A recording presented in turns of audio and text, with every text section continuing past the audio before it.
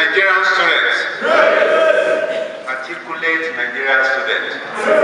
Ever militant Nigerian students. Great expert. You see, when you stand on the soldiers of the big people, you see farther and farther and farther away. Therefore, with a standing ovation, with your hands put together, clapping, let us, all of us, be on our feet as we welcome our Vice Chancellor and the entourage today, please.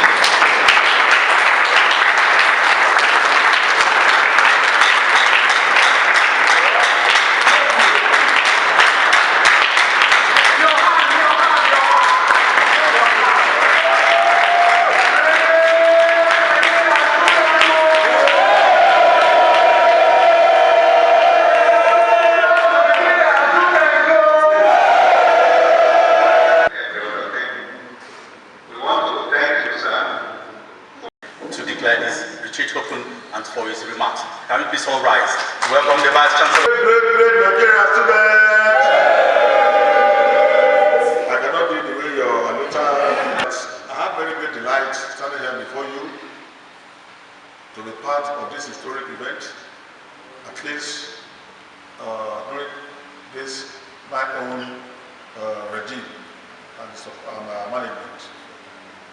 Permit me just to make one or two apologies first. This particular registration program long ago, at least I think the ideal thing should be that the moment we inaugurate a particular union government, I think the next day or next week, the next day to move to the retreat, or let's say a week or thereabout. But we could not actually achieve that this year or last year because of some of the reasons that may be known to you. And then eventually the protest that also eroded the new year. I want to sincerely apologize for that. Today the student union government, the president, the vice president, will I say majestically seated in the front, and all other executives. I know that the Senate members are here. Well, the President of Senate. President of Senate is also there. There is no Vice President of Senate. Deputy of the Senate. And all those. So, I want to say that, as I believe some of the speakers who are making allusion to some things, to me, does not equate gangsterism, ganging up against management or against cause authority, or doing things that tend to be destructive. I want to believe that unionism in itself is desirable. Politics from people, because I believe all this unionism on campus to me look like incubating future politicians. That's how I look at it. It's like an incubation for future politicians. So to me, I think that politics of unionism should be detached from hooliganism, gangsterism, ganging up against close authority, and maybe doing things that tilt just towards destruction. I want to believe that these 3 days or so we're going to spend here, we further educate our mind, redirect our thoughts, and then make us to look at it that unionism is positive. That's why I look at it. It is positive. I want to believe that it is designed to better the lot of the members of that union. And in itself, I love it. I support it. Till today, most of our ASU members who are old enough to understand when I was also a younger ASU member, we always confess it very loud and clear. I was a very active union member. I was very active. I would come to ASU meetings, I spoke my mind fearlessly, things like that. Because I believe that unionism is good for the system, so that you can wake up, like I said in conclusion today, so that you can wake up sleeping management, you can wake up sleeping government, you can wake up authorities that are not really doing the thing they should do, because some people may not respond if you don't push them. And that is where I believe whether staff or non-staff unionism should be directed at helping their members to be able to achieve things that are due to them. I therefore say here today that as Vice Chancellor, I will be the first one to support anything that will be for the best of the students whom we are supposed to do. We also discovered that since I came on board, have made it a priority in my life. Anywhere I go, anywhere I spoke, to always let people know that I'm totally in support of the emancipation of students that hitherto have been put to the background because they will not be able to air their own views at critical meetings like Senate meetings or things like that. Students will not be there, and those are places where the decisions are made about the life of some students. As for me, it is so that I always stood up to defend students anytime, any moment, to show my love for students. I therefore come here today with my very supportive management together to further show you that we love you. We will not be here if you are not here. There is no university if there are no students. That is the truth. There is no higher institution if there are no students. So you are a very significant member of the community. And that's why we are here to congratulate all the executive members, whether the core executives, the other House, Senate, whatever. We congratulate you.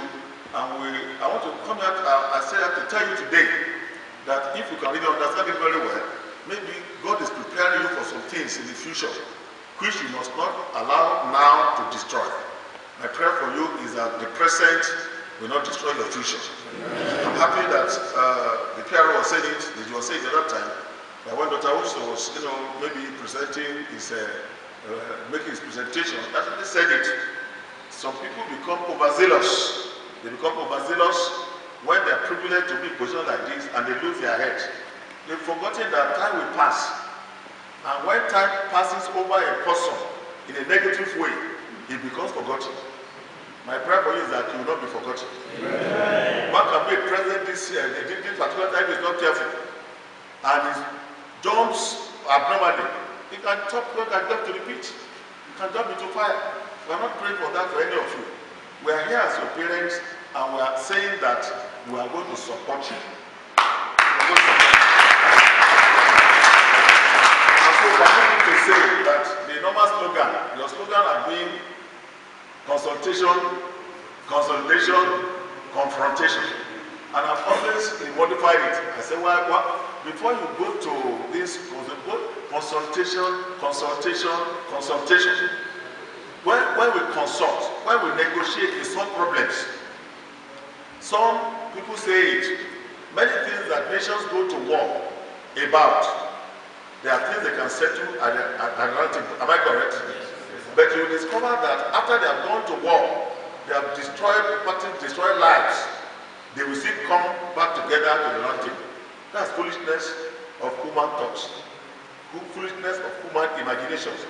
And so we are not saying that there cannot be consultation, but if there's consultation and then we have exhausted all avenues for consultation, it can be as if things are not moving, then you can move to the next one. You consolidate your effort, and confrontation should be the last thing. As I just sat here, I was even thinking we can modify the 3-6 and remove the other completely. And I said consideration. That when there are issues, let's sit down and consider. Let's consider parameters that can make those things to work. Let's consider the situation that have probably led to such decisions or to such actions. When we say we're doing consultation and we are not actually making consideration of many things, That's why there are problems. At times it baffles me when I discover that non-teaching staff them say, some say today you must pay all our salaries, you must pay all deductions, you must pay all the earned allowances, and they say it must be done today. If that is done like that, then we are not considering many other factors. There are demands that become unreasonable. There are demands that may not be feasible. So I want to say, number one, before we do anything, let's have this that I call consideration. For the students too, you have to have a lot of considerations before we plunge into action. Let's, at consultation, but there must also be consideration. You cannot just say that we will not pay school fees. If that is said, let's consider the consequences, the bandwagon effect of such decision on the entire system, on you too, on your calendar, on your future. So I want to suggest that there must be consideration before we start to think of action. Even before we initiate consultation, let's put on our own at the executive level, at the Senate level, at the other extended student management level. Let's consider this particular concession. That's the problem of most Nigerian journalism. They don't want to give concession. They want to stand on their own, they want to remain on their standpoint. No shifting of ground. In negotiation, it's always good to shift ground. We make concession. Okay, that's the case. Okay, we understand now. Take this side, we take this step, and then we meet in the middle. And then life will continue. And then last, there should also be commendation. These are things that don't normally happen with journalism. It's difficult for journalists to just comment. Say, management, you have done well. I don't think I've had it from journalism people. I've had that one. Let's have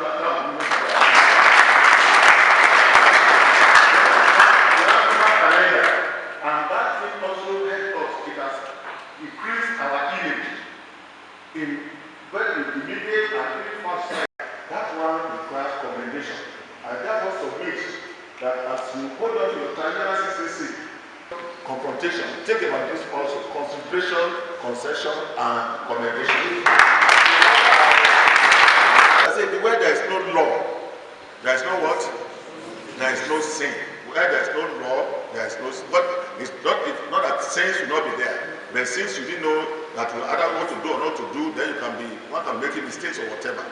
But the moment there is law, then when sin is committed, it will attract a lot of punishment. I also want to say that where there is no regulation, there is no offense. In any institution, if there are no regulations that will guide our activities, then there will be no offense.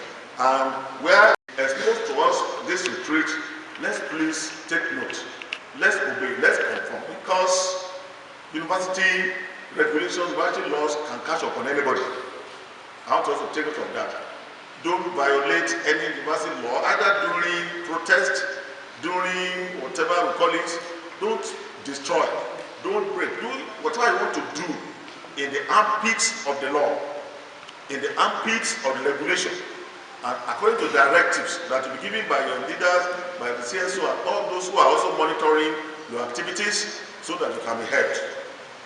Other management team, the Dean, Student Affairs Director, our consults, all our other eminent non-students that are here, our students here. I conclude this my speech by saying that, or by repeating myself, that our coming here is to show our love for you. We're very busy, but we say this one must happen. And that this one is happening, I'm sincerely very happy. I therefore pray that God will make this 3-day retreat very successful.